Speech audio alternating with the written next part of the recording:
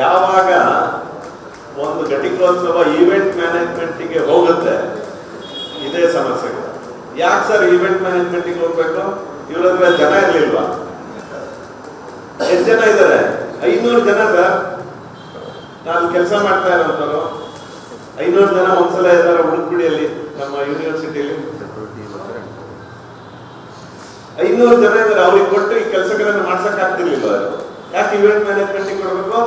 ಒಂದೇ ಕಾರಣ, ನಾ ಹಗರಣಗಳ ಕೆಳಗಡೆ ಅದನ್ನ ಹೇಳಿದ್ದು. ಇವೆಂಟ್ ಮ್ಯಾನೇಜ್ಮೆಂಟಿಗೆ ಕೊಟ್ಟರು. ಇವೆಂಟ್ ಮ್ಯಾನೇಜ್ಮೆಂಟಿಗೆ ಯಾಕೆ ಕೊಟ್ಟಿದ್ದಾರೆ ಅಂದ್ರೆ ಖರ್ಚು ಹಾಕಕ್ಕೆ.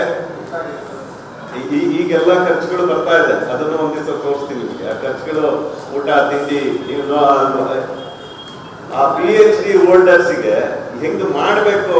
ನನಗೆ ಒಂಥರ ಅಲ್ಲಿ ಸೈಡಲ್ಲಿ ಕೂತು ನಮ್ಮ ಮಕ್ಕಳು ಏನಾರ ಅದನ್ನ ತಗೊಂಡ್ತಾ ಇದ್ರೆ ಬೇಡ ಅನ್ನೋಂಥ ಸ್ಥಿತಿಗಿತ್ತು. ನೀವೆಲ್ಲ ಬಂದಿದ್ರಿ, ಯಾವ ರೀತಿ ನಡ್ಕೊಂಡ್ರು, ಯಾರ್ದು ಸರ್ಟಿಫಿಕೇಟ್ ಯಾರಿಗೂ. ಒಂದು ಸಾಮಾನ್ಯ ಒಂದು ಸಣ್ಣ ಸ್ಕೂಲು ಅದಕ್ಕಿಂತ ಚೆನ್ನಾಗಿ ಮಾಡ್ತಾರೆ ಯೂನಿಯನ್ ಡೇ, ಇದಕ್ಕಿಂತ ಚೆನ್ನಾಗಿ ಮಾಡ್ತಾರೆ. ಅಷ್ಟು ಬೇಜಾರಾಯ್ತು. ಅವ್ರ ಜೀವನ ಹೆಂಗ್ರಿ, ಅವರೆಲ್ಲ ನಮ್ಮ ಈ ಸಂಸ್ಕೃತಿ ನಮ್ಮ ಇದನ್ನೆಲ್ಲ ಇಟ್ಕೊಂಡು ಮಕ್ಕಳೆಲ್ಲ ಡ್ರೆಸ್ ಆಗಿ ಬಂದು ಆ ಸ್ಟೇಜ್ ಮೇಲೆ ಬಂದು ಒಂದು ಅದನ್ನ ಇಸ್ಕೊಳ್ಳೋದೇ ಅವ್ರ ಜೀವನದಲ್ಲೇ ಅದೊಂದು. ನಾವಂತೂ ತಗೊಂಡಿಲ್ಲ ಬಿಡಿ, ಅಷ್ಟೊಂದು ಓದಕ್ಕೂ ಆಗಲಿಲ್ಲ ನಮಗೆ. ಬೇರೆ ಇಡೀ ಅವರ ತಂದೆ ತಾಯಿ ಎಲ್ಲರೂ ಬಂದು ಕಾಯ್ತಾ ಇರ್ತಾರೆ, ದೊಡ್ಡ ಸ್ಕ್ರೀನ್ ಅಲ್ಲಿ ನೋಡ್ಬೇಕು ನನ್ನ ಮಗನ್ನ ನನ್ನ ಮಗಳನ್ನ ತಗೊಳ್ಳೋ ಅಂತದನ್ನ. ಎಂತ ಅವಮಾನ ಮಾಡ್ಬಿಟ್ರಲ್ಲ. ಸಣ್ಣ ಒಂದು ಯೂನಿಯನ್ ಡೇ, ಒಂದು ಸಣ್ಣ ಶಾಲೆಯ ಯೂನಿಯನ್ ಡೇನು ಇದಕ್ಕಿಂತ ವ್ಯವಸ್ಥಿತವಾಗಿರುತ್ತೆ. ಈ ಕುಲ ಸಚಿವರು, ನಮ್ಮ ರಿಜಿಸ್ಟ್ರಾರ್, ಇವರೆಲ್ಲ ಇಟ್ಕೊಂಡು ಎಲ್ಲರೂ ಆಕಾಶದಲ್ಲಿದ್ದಾರೆ. ಕೆಳಗಡೆ ಬನ್ನಿ.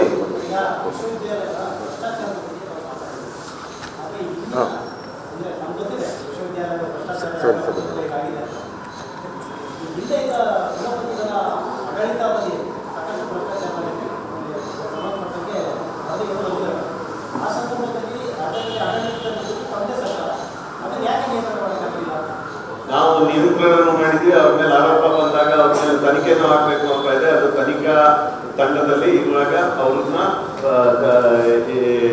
ಈಗ ಅವ್ರನ್ನ ಕರೆದು ಮಾತಾಡುವಂಥದ್ದು ಇದೆ. ಅವ್ರ ಮೇಲೆ ಆರೋಪಗಳೆಲ್ಲ ಇರುವಾದ್ರೆ ಅವ್ರದ್ದು ಏನೇನಿದೆ ಎಲ್ಲದನ್ನು ಜಪ್ತಿ ಮಾಡುವಂಥದ್ದು ಆಗುತ್ತೆ.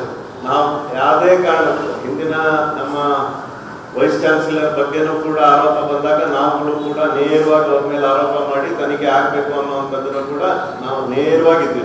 ನಾವು ಯಾವುದೇ ರೀತಿಯಾದಂಥ ರಾಜ್ಯಪಾಲರಿಗೂ ದುಡ್ಡು ಕೊಟ್ಟಿರೋರು ನಾವೇ.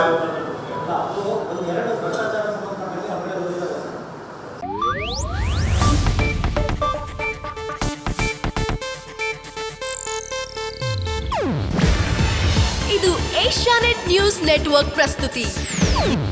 ನೀವು ನೋಡ್ತಿದ್ದೀರಾ ಏಷ್ಯಾನೆಟ್ ಸುವರ್ಣ ನ್ಯೂಸ್.